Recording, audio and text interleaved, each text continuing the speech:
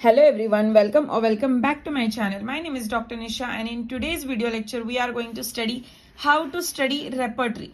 So, repertory ये subject को कैसे स्टडी करना चाहिए या फिर एक रेपर्टरी सब्जेक्ट में बहुत सारे पॉइंट्स रहते हैं, लेकिन उसमें मेन पॉइंट जो रहता है, main exam point of view से अगर देखा जाए तो डिफरेंट रेमेडीज आपको 20 मार्क्स के लिए पूछे जाते हैं, 10 मार्क्स के लिए पूछे जाते हैं, उसके डिस्क्रिप्शंस पूछे जाते हैं, 5 मार्क्स के लिए छोटे छोटे रेपर्टरीज की कोई भी रेपर्टरी के ऊपर क्वेश्चन आता है. सो हम लोग एग्जैक्टली उसको कैसे पढ़े, उसको एग्जैक्टली कैसे फॉर्म में लिखे, कैसे सिस्टमैटिकली अरेंज करके लिखे. सो हम लोग आज वो पढ़ने वाले.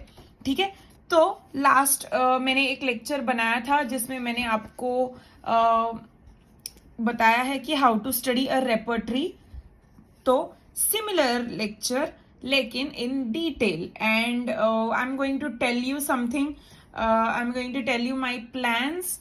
तो तब तक आप ये वीडियो देखो, मैं एंड में आपको क्या क्या प्लान होने वाला है वो सब कुछ आपको बताऊंगी. ठीक है, सो पहले तो देखते हैं कि कैसे पढ़ाई करते रेपर्टरी को. तो नेम ऑफ द रेपर्टरी बहुत जरूरी होता है कि name of the repertory, that is full name of a repertory को जानना. बिकॉज अगर आप स्टार्टिंग अच्छा करोगे, वो बोलते हैं ना first impression is your last impression. So आप अगर फुल नेम लिखते हो रेपर्टरी का, या फिर वाइवा के क्वेश्चंस में भी पूरा नाम पूछा जाता है, 2 मार्क्स के लिए भी पूरा नाम पूछा जाता है. सो ये सब कुछ आपको बहुत ज्यादा इंपॉर्टेंट है जानना कि पूरे नाम रेपर्टरीज के याद रखना. ठीक है, फिर नाम के साथ पब्लिश्ड या फिर ऑथर, पब्लिशिंग ईयर, ठीक है, कब वो पब्लिश हुआ है और कौन उसका ऑथर है, ये बहुत ही ज्यादा इंपॉर्टेंट होता है जानना. And then year of publication, that is what I have told, who published and year of publication. ये दो चीज बहुत ही ज्यादा इंपॉर्टेंट रहती है. एंड इसमें भी अगर 2 एडिशंस होंगे, 3 एडिशंस होंगे, 10 एडिशंस होंगे ना, तो उनके भी ईयर ऑफ पब्लिकेशन, अगर उन्होंने उस पब्लिकेशन में अगर किसी और ने कंट्रीब्यूट किया है तो उसका भी कंट्रीब्यूशन ऐड करना है with its year of publication. ठीक है, मतलब उसका भी ऑथर और उसका कंट्रीब्यूशन एंड उसका एडिशन, और क्या क्या कंट्रीब्यूट किया है अगर वो पूछते, so you have to again go in details of it. मतलब अगर एक रेपर्टरी है जिसमें 2 एडिशंस वो खुद ऑथर ने लिखे, लेकिन तीसरे एडिशन में किसी और ऑथर ने उनको कंट्रीब्यूट किया, तो एग्जैक्टली कौन से टॉपिक में क्या कंट्रीब्यूशन किया है, वो उस ऑथर का नाम, वो कौन सी ईयर में उसने कंट्रीब्यूट किया है, वो ये सब कुछ आपको ऐड करना है उस पहले ऑथर के एडिशन के बारे में भी. ठीक है, ये सब कुछ आपको ऐड करना है. देन फिलोसॉफिकल बैकग्राउंड, ये तो बहुत ही ज्यादा इंपॉर्टेंट है. ये तो मेन ट्रंक या फिर बॉडी ऑफ द आंसर रहेगा. फिर आता है प्लान ऑफ कंस्ट्रक्शन, कैसे वो बिल्डअप हुआ, कैसे हम लोगों ने सब कुछ किया. सो ये बहुत ज्यादा इंपॉर्टेंट है. सो ये जो है ना सारे यहाँ से 5th नंबर से जो स्टार्ट होता है ना, that is your actual trunk या फिर बॉडी ऑफ योर आंसर. ठीक है, देन प्लान ऑफ कंस्ट्रक्शन में क्या आएगा, तो नंबर ऑफ चैप्टर्स, और अगर इस चैप्टर्स में भी कुछ और डिविजन्स रहेंगे ना, तो that also you have to write in details. मतलब कैसे वो फॉर्म हुए, फिर किसने कंट्रीब्यूट किया है क्या, तो वो पॉइंट भी आपका एड ऑन होगा ये यहाँ पे फिलोसॉफिकल बैकग्राउंड या फिर नंबर ऑफ एडिशंस में. ठीक है, अरेंजमेंट ऑफ रूब्रिक्स, कैसे टाइप्स का अरेंज किया है रूब्रिक्स को, फिर नंबर ऑफ रूब्रिक्स, कितने रूब्रिक्स है. हाँ, और अगर पूछा जाता है सब क्वेश्चंस में, अगर पूछा जाता है कि है ना विच रूब्रिक्स, मतलब differentiate between the rubrics which are not present in so and so repertory which are present in this repertory. So आपको वो भी जानना जरूरी है. एटलीस्ट 5 रूब्रिक्स तो आपने ध्यान रखना ही रखना है कि है ना, अगर केंट रेपर्टरी में 5 रूब्रिक्स नहीं है जो बीबीसीआर में है, तो आपको वो 5 ध्यान में रखने हैं जब आप बीबीसीआर का आंसर लिख रहे हो तो. ठीक है, then number of medicine. So number of medicine कितने हैं, ये एक पॉइंट इसमें आना ही आना चाहिए.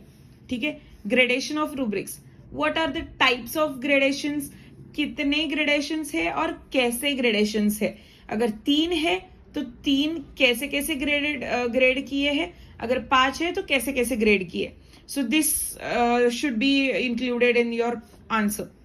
फिर स्पेशल फीचर्स ऑफ रेपर्टरी, कुछ अलग स्पेशल फीचर्स है क्या रेपर्टरी में, वो भी आपको जानना बहुत ज्यादा जरूरी है.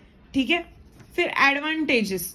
सो क्या क्या एडवांटेजेस होंगे उस रेपर्टरी के, ये तो डिटेल में लिखना ही लिखना है, बिकॉज अलग से एडवांटेजेस का भी क्वेश्चन आ सकता है 5 मार्क्स के लिए.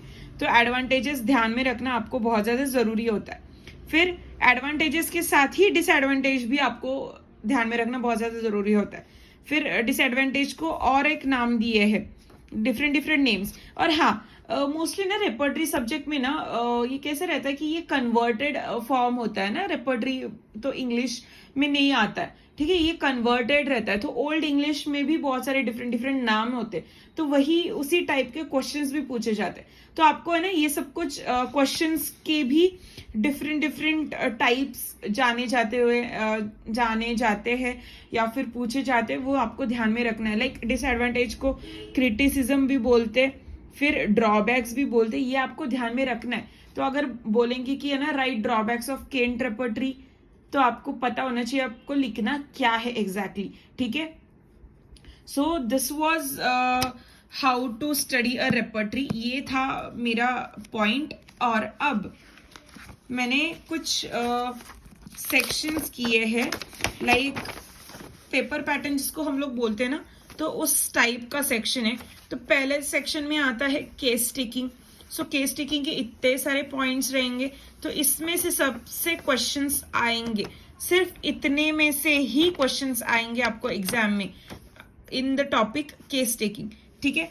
फिर नेक्स्ट सेक्शन में से introduction to a repertory. So introduction to a repertory कितने मार्क्स के लिए कितना क्वेश्चंस आएगा, कौन से क्वेश्चंस आएंगे, इतने में से ही क्वेश्चंस आएंगे आपको, इससे बाहर के क्वेश्चंस आएंगे ही नहीं, because nobody can ask question out of this. ठीक है. सो ये सारे टॉपिक्स इंक्लूडेड है.